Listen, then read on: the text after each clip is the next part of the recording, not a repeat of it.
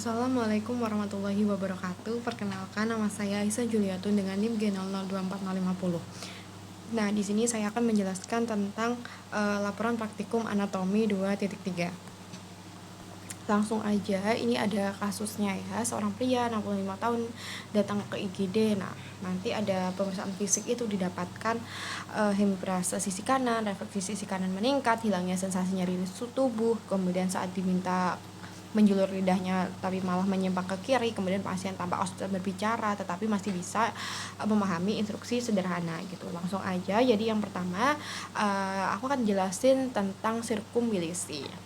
Nah, di sini ada sirkumbilisi. Jadi, untuk sirkumbilisi ada beberapa komponen penyusunnya ya. Nah, dimulai dari arteri vertebralis dulu. Nah, ini arteri vertebralis ya. Asal muasalnya dari arteri vertebralis dan juga dari arteri karotis interna. Kalau yang arteri vertebralis ini nanti ini kan ada yang bagian dekstra dan juga ada yang sinistra kan. Nah, nanti akan menjadi arteri basilaris nih. Jadi dari dua ini akan menjadi arteri basilaris. Kemudian dari arteri basilaris itu akan bercabang menjadi arteri cerebri posterior. Ada yang dekstra, ada yang sinistra gitu. Kemudian lanjut ke arteri karotis interna. Dari arteri karotis interna ini dia akan menjadi beberapa cabang. Nah, di sini yang menyusun si circulus willis ini adalah arteri cerebri media, ada yang dekstra, ada yang sinistra gitu, circulus medianya.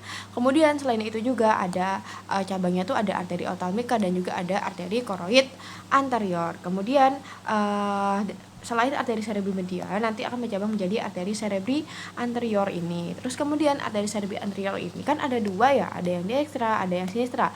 Nanti akan dihubungkan oleh sebuah arteri juga namanya arteri communicans anterior nih. Kemudian gimana sama yang posterior sama media? Nah, ini juga akan dihubungkan ya, penghubung communicans, berarti penghubung antara si posterior dengan si media ini adalah arteri communicans posterior gitu. Itu nanti semuanya akan membentuk circulus willisi gitu. Fungsinya sebenarnya apa sih si circulus willisi ini? Jadi fungsi utamanya circulus willis ini adalah sebagai mekanisme kompensasi perfusi otak, yaitu menjaga aliran darah otak bila salah satu arteri besar mengalami sumbatan atau stenosis. Nah, kita ambil contohnya ya, misalkan arteri karotis interna kiri ini tersumbat. Mana arteri karotis interna ini contohnya misalkan tersumbat gitu. Terus gimana? Nah, darah itu ternyata masih bisa mencapai area otak yang terdampak melalui jalur kolateral dari arteri karotis interna kanan. Kalau misalkan kiri tersumbat, intinya dia masih bisa menyalurkan darahnya itu dari yang kanan sini gitu. Jadi arteri kanan kemudian ke communicans anterior dan juga ke arteri cerebri anterior. Nah, akhirnya ke area otak anterior kiri gitu. Selain itu juga fungsinya untuk menyeimbangkan tekanan darah antara sisi kiri dan kanan serta antara sistem anterior yaitu karotis dan posterior vertebro basilaris gitu. Lanjut tadi udah circulus willis, kemudian kita lanjut ke tractus corticospinalis dan juga tractus spinothalamicus. Nah, ini ada perbedaannya dari kedua traktus ini. Jadi kita lihat dari fungsinya terlebih dahulu ya. Jadi untuk fungsi dari corticospinalis ini untuk mengatur gerakan motorik volunter sadar, terutama gerakan otot distal misal tangan dan juga jari gitu ya. Intinya dia untuk motorik gitu. Kalau yang spinothalamicus ini menghantarkan sensasi nyeri, suhu dan juga sentuhan kasar dari tubuh ke otak. Intinya dia untuk sensorik gitu ya.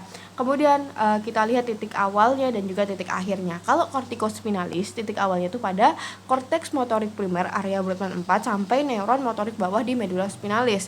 Kalau yang spinothalamicus dari reseptor sensorik di perifer yaitu neuron sensorik primer ke korteks somatosensorik melalui thalamus atau nukleus ventral posterior. Kemudian di sini ada dekustasio ya, penyilangan di mana dari kalau misalkan yang traktus corticospinalis ini penyilangannya di medula oblongata pada bagian bawahnya disebut dengan dekustasio piramidium atau piramidal, yaitu ini akan yang menyilang adalah serabut kontralateralnya atau lateralnya. Kemudian kalau spinothalamicus, nah ini akan menyilang di segmen spinal tempat serabut masuk atau menyilang di komosira anterior medula spinalis. Nah, letak di medula spinalis kalau untuk corticospinalis ini terletak di kolumna lateral atau corticospinalis lateralis dan kolumna anterior yaitu namanya corticospinalis anterior gitu ya. Kemudian kalau spinothalamicus diletaknya ada di anterolateral medula spinalis, bagian dari sistem anterolateral. Nah, Kemudian di sini ada sensor pathway dan juga motor pathway gitu ya. Kalau yang sensor pathway berarti si tractus spinothalamikus tadi kan untuk sensor, kalau corticospinalis untuk motorik, kalau spinothalamikus untuk sensor. Jadi di sini ada first order neuron, terus second order neuron dan juga third order neuron. Nah, yang first order neuron itu di sini.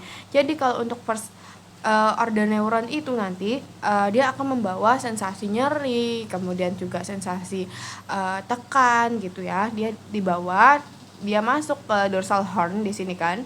Kemudian nanti ada penyilangan ya kan. Nanti ada penyilangan di komusira anterior, dia naik.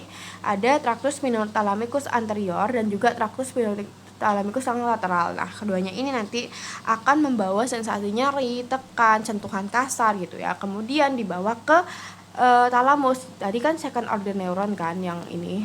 Kemudian dibawa ke talamus. Nah, ini adalah third order neuron, nanti akan diproses di talamus ya. Jadi dari sensasinya tadi. Kemudian kita ke motorik pathway. Kalau motorik pathway ini kan yang tractus piramidal atau tractus corticospinalis. Jadi dia berjalan kan, dia untuk motorik kan, untuk berjalan ke atas gitu, dari atas ke bawah maksudnya. Kemudian nanti akan ada penyilangan di sini, yaitu dekusasio piramidal. Nah, penyilangan yang bersilang itu adalah si lateral ya, nih tractus corticospinalis yang lateral. Kemudian yang ini adalah tractus corticospinalis anterior, dia kan membawa informasi motorik tuh ya kan, membawa informasi motorik gitu ya. Kemudian nanti akan ada upper motor neuron. Jadi upper motor neuron ini dia dari korteks turun ke medula spinalis, turun dari medula spinalis turun ke medula spinalis. Kemudian lower motor neuron ini dia membawa si informasi itu dari si anterior, ini di bagian anterior atau ventral horn di sini ya, bagian ventral horn. Nanti dia menuju ke skelet muscle ya, ke otot-otot skelet gitu, untuk memberikan kontraksi pada otot skeletnya, motorik ya. Intinya di sini untuk sensorik, yang ini sensorik, yang ini untuk motorik gitu. Lanjut kita ke truncus cerebri. Oke. Nah, di sini truncus cerebri bagian yang pertama yang akan kubahas yaitu mesencephalon ya. Mesencephalon atau midbrain ya, bagian batang otak yang tengah gitu. Nah, di sini untuk mesencephalon, kalau misalkan kita lihat gitu, dan dengan misalkan dipotong mesencephalonnya itu, kita bisa ngelihat ini tuh. Yang pertama ini ada crus cerebri, kemudian kita lihat ada tegmentum, bagian tegmentum, dan juga ada bagian tectumnya gitu ya. Nah, dari crus cerebri, di mana di situ nanti ada apa aja gitu ya. Ada substansia nigra. Jadi substansia nigra itu yang bagian yang lebih gelap kalau misalkan dilihat gitu. Kemudian ada apa lagi gitu. Terus kemudian bagian tengah ini misalkan ini ada aqueductus cerebral, kemudian ada periaqueductus yang gray matter. Nah, di sini kemudian juga ada nukleus mesencephaly, nervus trigeminal, nih bisa dilihat. Kemudian ada nukleus troclear nih dari sini, kemudian ada fasciculus longitudinal medial, dan ada temporoponti fiber, dan juga ada corticospinal and corticonuclear fiber. Nih ada frontopontinal fiber gitu. Terus kemudian nih di sini ini nervus troclear, kemudian ada colliculus inferior kelihatan di sini kalau misalkan dipotong, dan ada Lemnisky di sini ya gitu. Setelah itu di situ juga akan ada dekusasio dari cerebellum pedunculus cerebra superior gitu. Terus kemudian untuk mesencephalon ini, nah itu kan tadi kan kalau misalkan dipotong ya. Nah, ini kalau misalkan kita lihat dari luarnya gitu. Jadi di sini akan terlihat apa aja. Jadi di sini ada geniculatum lateral, geniculatum medial, kemudian ada di sini ada brachium colliculi superior, brachium colliculi inferior, dan di bagian yang atas ini merupakan colliculus superior, dan yang ini adalah colliculus inferior, dan ini ada nervus 4 gitu ya. Nah, jadi nanti di sini tuh ada fungsinya gitu ya, di bagian lateral dengan superior, terus kemudian si bagian geniculatum medial dengan colliculus inferior. Nah, nanti masing-masing itu ada fungsinya, ada yang sebagai pendengaran dan juga ada yang sebagai penglihatan gitu. Itu untuk mesencephalon. Lanjut ke bagian pons gitu ya. Pons itu ada dua pars gitu. Ada pars basilaris pontis ya, ini merupakan bagian yang ventral gitu. Terus ada pars tegmentalis pontis, ini tuh bagian yang dorsal. Nah, kalau kita lihat dari bagian ventral terlebih dahulu ya. Jadi di sini untuk bagian ventralnya itu ada sulcus ya. Ada sulcus basilaris nih yang lurus di sini. Ya, di sini sebenarnya ada angulus tempat keluarnya ya. Kemudian kita lihat ada apa aja yang keluar dari pars basilaris pontis. Nah, yang pertama di sini ada nervus trigeminal atau nervus 5 ya, nervus cranial yang kelima. Kemudian di bagian sini ada nervus abducens, kemudian ada nervus facial dan juga nervus vestibulo-cochlear yang bakal keluar dari pars basilaris pontis. Kemudian kita lanjut ke pars tegmentalis pontis. Nah, untuk yang pars tegmentalis pontis itu ada di sebelah sini gitu ya. Ini pars tegmentalis pontis. Nah, ini kalau yang tengah ini ya namanya ini adalah median sulcus atau sulcus medianus. Kemudian lanjut di sebelah sampingnya di sini ini ada eminence medial, kemudian ada locus coeruleus, kemudian ada facial colliculus. Nah, facial colliculus itu yang ini, colliculus facialis. Kemudian ada foveae superior, kemudian ada sulcus limitans, kemudian ada area vestibular dan juga ada striae medullaris. Gitu. Itu untuk yang pars tegmentalis pontis. Oke, selanjutnya ada medula oblongata gitu. Medula oblongata juga ada dua, ada pars ventral dan juga ada dorsal. Kita lihat dari pars ventralnya dulu. Ini kan tadi pons. Nah, medula oblongata itu di bawahnya si pons gitu. Nah, di bagian pars ventralnya itu kita lihat ada apa? Jadi ini di sini ada piramidal, kemudian ada oliva ya. Oliva itu yang sini. Kemudian ada visura anterior, nih visura anterior, kemudian ada penyelangan yaitu decussatio ya. Kemudian ada sulcus. Nah, sulcusnya tuh ada dua gitu ya. Ada sulcus ventrolateral dan juga ada sulcus posterolateral gitu. Nah, ventral dan posterolateral itu nanti akan dilewati oleh beberapa nervus ya. Kita lihat di sebelah gambarnya di sini. Nah, jadi tadi kan kalau yang ini kan pons ya. Nah, ini dia yang pars medula oblongata gitu. Kita lihat di sini ada 3 nervus yang berjajar ya. Di mana yang pertama ada nervus glosopharyngeal, kemudian ada nervus hipoglossal. Glosopharyngeal tuh yang ada nervus glosopharyngeal, kemudian ada nervus vagus dan nervus accessorius. Nah, ini nervus ke-9 ya, ke-9, 10, ke-11, hipoglossus yang ke-12. Nah, pokoknya yang 3 ini 1, 2, yang 3 ini dia keluarnya dari si sulcus ventrolateral. Sedangkan yang pokoknya ketiga itu dari sulcus posterolateral. Maaf, kalau yang sulcus nervus hypoglossus itu nanti akan keluar di sulcus ventrolateral gitu. Itu yang pars ventral. Kemudian lanjut ke medula oblongata yang pars dorsal ya. Kalau yang pars dorsal itu kan di belakangnya gitu ya, ini ya. Ini pars dorsal karena tadi kan ini bagian pons, ini bagian pons. Nah, ini yang medula oblongatanya. Jadi di sini kita bisa lihat untuk bagian dorsalnya.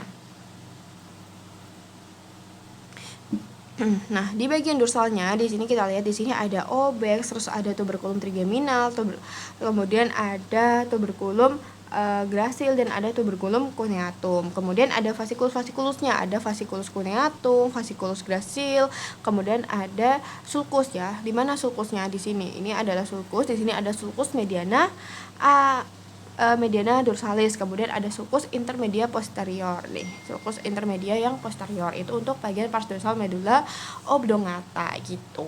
Terus kita lanjut. Kita lanjut membahas. Kita bahas nervus kranial, tapi kita bahasnya beberapa aja yang nervus kranialnya ya. Jadi kita lihat dulu. Jadi nervus kranial itu dia tuh keluar dari beberapa tempat. Ini tuh keluar dari tempat yang lunak atau keluar dari bagian otak gitu ya. Ada yang keluar dari cerebrum, ada yang keluar dari mesencephalon, kemudian ada yang keluar dari pons dan ada yang keluar dari bagian medulla. Ini kemudian ini kan dari lunak dan nervus kranial juga tuh ada yang keluar dari si basis kranii gitu ya, itu beda namanya. Nah, ini kalau yang dari tempat-tempat lunak ya ada 12 kan, nervus kranial ada 12. Jadi yang akan kita bahas adalah yang pertama adalah nervus oculomotor. Kita lihat di sini. Nervus oculomotor tempat keluarnya di mana, yaitu di fossa interpeduncularis. Kemudian kita bahas si nervus trochlear, dia letaknya di caudal colliculus inferior. Kemudian nervus abducens, dia ada di sulcus bulbopontinus tempat keluarnya. Nah, di sini yang pertama kita bahas si nervus oculomotor atau nervus 3. Dia asalnya dari mana? Dia adalah nukleus nervi oculomotor di mesencephalon, ya kan, di otak tengah pada tingkat superior colliculus. Ada juga nukleus Eddington-Westphal atau komponen parasimpatis, bukan bagian motorik murni. Jadi untuk fungsi nervus cranial itu apa? Yang bagian yang oculomotor, fungsinya itu untuk menggerakkan sebagian besar otot bola mata gitu. Dan ini untuk menggerakkan si musculus rectus superior, kemudian inferior, medialis, inferior, dan juga levator pubis superior untuk mengangkat kelopak mata gitu. Kemudian kalau misalkan terjadi lesi ya pada upper motor neuron gitu kan, maka akan terjadi kelumpuhan otot kontralateral ringan karena nukleus punya koneksi bilateral. Kemudian akan bisa terjadi ptosis ya ringan, dan gangguan gerak mata bisa muncul jika kerusakan berat ptosis ya, kayak turunnya si kelopak matanya gitu. Terus kemudian misalkan terjadi lesi pada ini kan lower motor neuron bagian bawahnya ya, maka mungkin akan terjadi ptosis ya, tadi kelopak mata jatuh, kemudian bisa mata melihat ke bawah dan keluar misal karena si musculus obliquus superior dan rectus lateralisnya masih aktif. Kemudian bisa terjadi diplopia atau penglihatan ganda, dan juga midriasis atau karena gangguan komponen parasimpatis gitu. Terus kedua ada nervus trochlearis atau nervus 4 ya. Dia asal nukleus nervi trochlear itu di mesencephalon pada tingkat inferior colliculus. Nah, uniknya menyilang sepenuhnya sebelum keluar dari batang otak. Satu-satunya nervus cranialis yang keluar dari dorsal brainstem. Nah, trochlear itu satu-satunya yang keluar dari si dorsal brainstem atau batang otaknya. Fungsinya untuk apa? Fungsinya untuk menginervasi si musculus obliquus superior untuk menggerakkan bola mata ke bawah dan juga keluar. Nah, kalau misalkan terjadi lesi pada upper motor neuronnya itu, mungkin ini terjadinya itu sangat jarang ya, karena nukleus ini menerima input bilateral jika ada pun tidak ada defisit motorik yang jelas. Kemudian untuk misalkan terjadi lesi pada lower motor neuronnya itu mungkin akan terjadi diplopia vertikal, terutama saat melihat ke bawah, misalkan membaca, menuruni tangga gitu, atau kompensasinya dengan memiringkan kepala ke arah berlawanan dari sisi lesi gitu. Kemudian lanjut ke nervi kranial yang nervus abducens atau nervus 6. Asal nukleusnya itu nervi abducens itu ada di bagian pons bagian bawah atau caudal pons dekat garis tengah dan ventrikel keempat.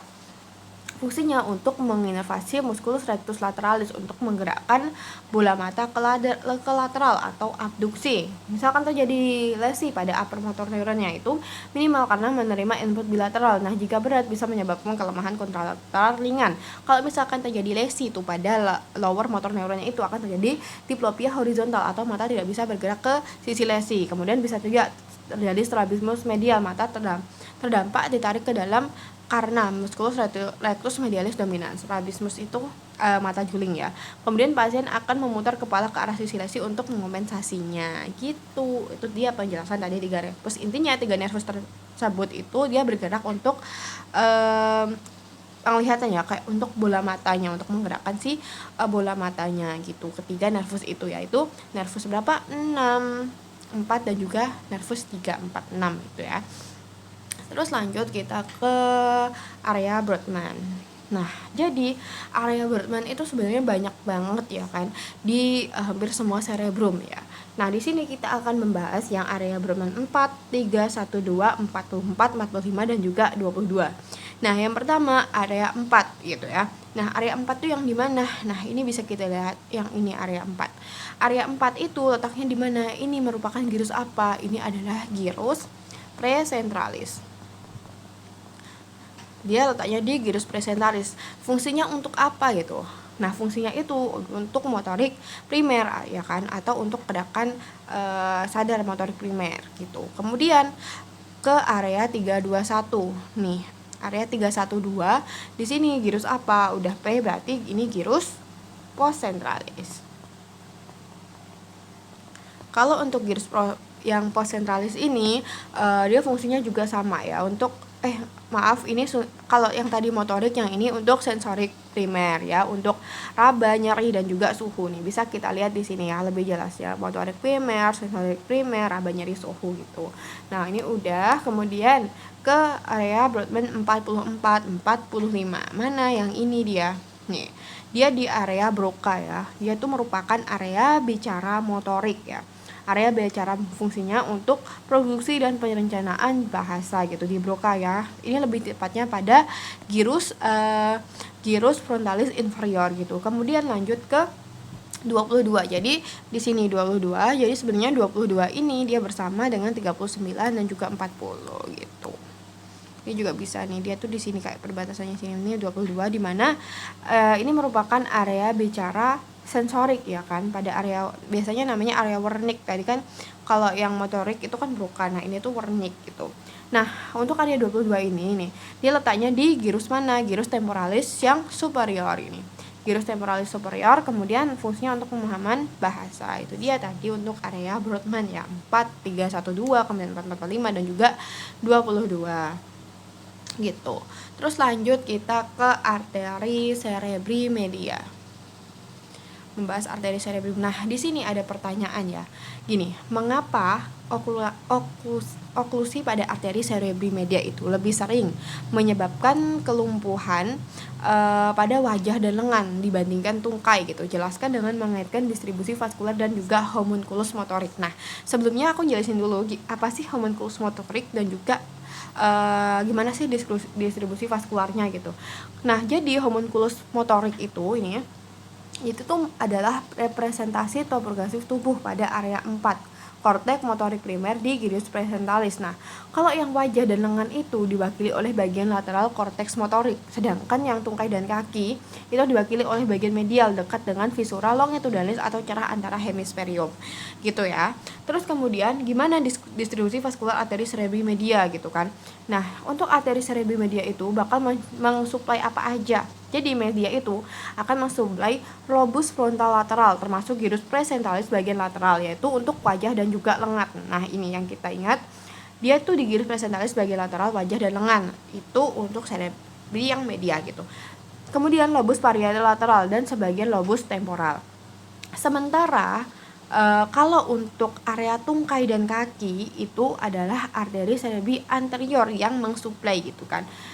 Dia berada di median bagian gyrus presentalis dan postcentralis. Jadi untuk wajah dan juga lengan itu disuplai oleh arteri cerebri media, sedangkan kalau tungkai itu adalah arteri cerebri anterior gitu. Itu udah sebenarnya udah bisa menjawab pertanyaan ini gitu ya.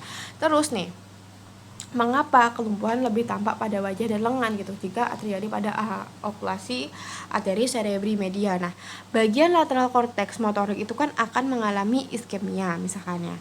Nah, area wajah dan lengan tidak dapat mengirim sinyal motorik ke otak gitu. Tidak bisa sinyal motorik ke otak, kemudian akan terjadi kelumpuhan atau paralisis wajah dan juga lengan.